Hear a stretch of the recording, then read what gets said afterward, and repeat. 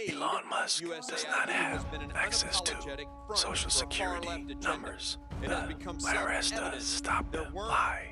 A handful of foolish policies, but rather a coordinated strategy of radical, idiotic, and often anti-American priorities. Idiotic, you say? Millions to teach Moroccans how to make pottery? The Moroccans were making pottery before we were a country.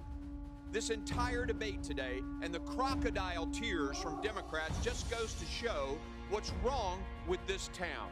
Not a single Democrat I've heard has expressed dismay at the many examples of crazy, wasteful spending. I don't understand the objection to a deep dive in how we spend our money, but perhaps it's the fact that over the last several weeks, a massive surge has occurred in the search for a criminal defense attorney. That probably says it all.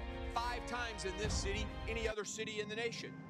I'd like to remind the committee that President Kennedy unilaterally created USID through an executive order in 1961. Yet the President Trump, orders a momentary pause after winning a mandate for reform, and Democrats cry, constitutional crisis. As long as you're spending other people's money, no one bats an eye.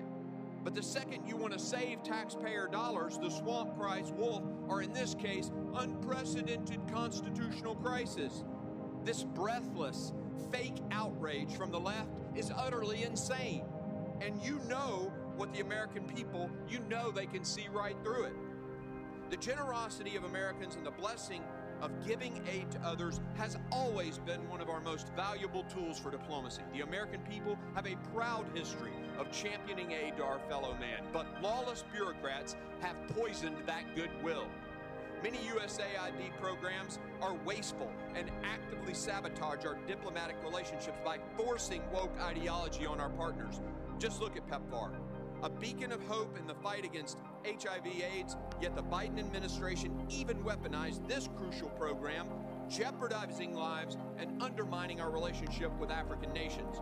Under Administrator Powers, our message to Africa was explicit, as it was heinous. Abort your babies and violate your religious convictions, or we won't grant you life-saving aid. Let me be crystal clear to those who've been complicit in this betrayal. Firing those involved is just a start. We have a long way to go. And one last point. I want to correct the record on a couple of things. First, Elon Musk and the team that is working does not have access to personal data. They don't have access to your Social Security